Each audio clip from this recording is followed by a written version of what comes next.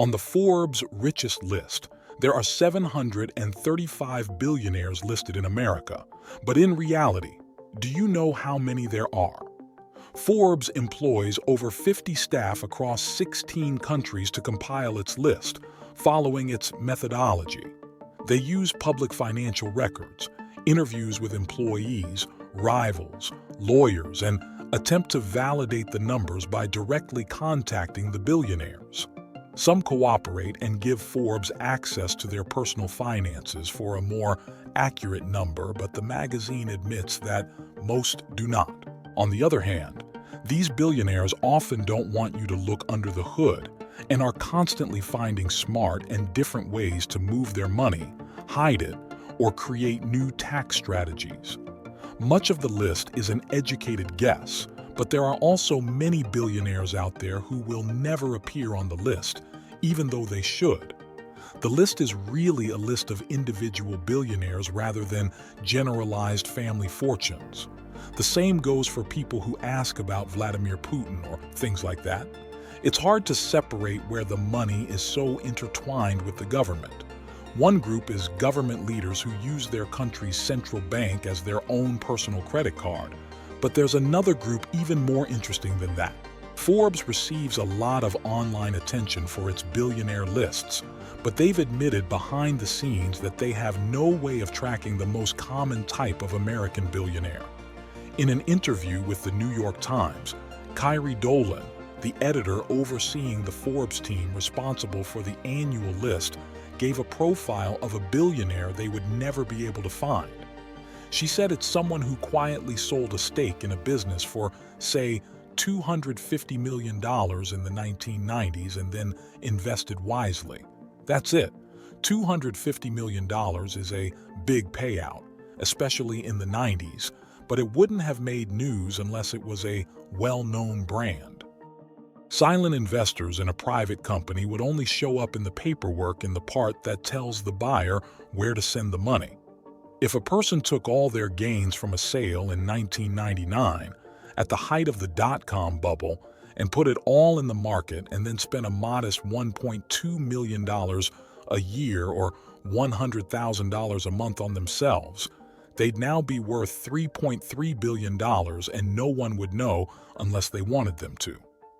There are flashy individuals who want to show off their wealth, and there are billionaires who couldn't avoid attention because the companies they founded are well known.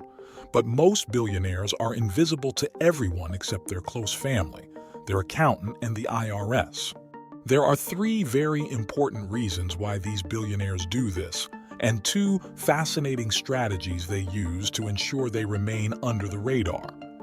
The first reason is that most billionaires try very hard to avoid the Forbes list because of the problems that come with public notoriety. Lottery winners are routinely harassed by people begging for money, filing frivolous lawsuits, and family members pitching business ideas during Thanksgiving dinner. The average lottery winner is 7 times more likely to declare bankruptcy than the average American, and the public attention they receive is a big reason for that.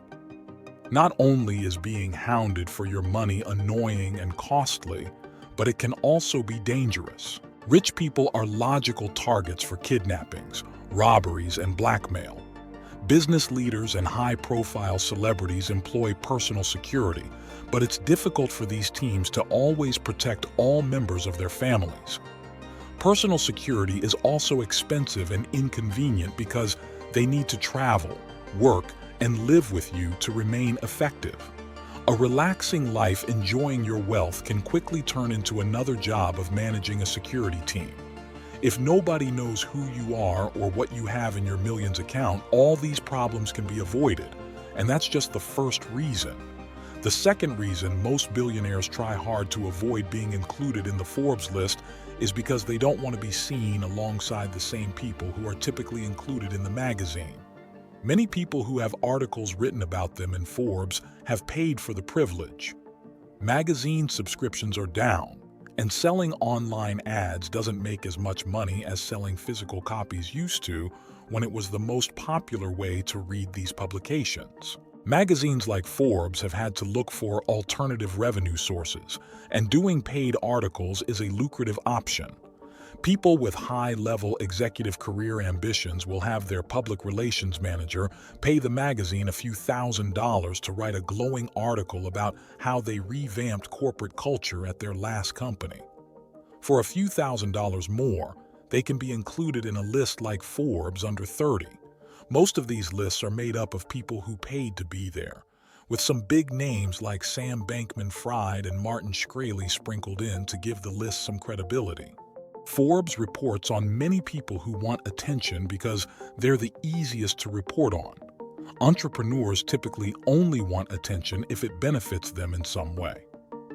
Linking a Forbes article on your resume and LinkedIn profile can be a good career move and worth the few $1,000s it costs, but for people who are already rich, it looks like they're desperate for attention.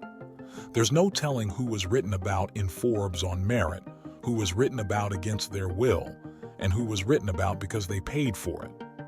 Established billionaires don't want people to assume it's the latter case, so they simply avoid media attention.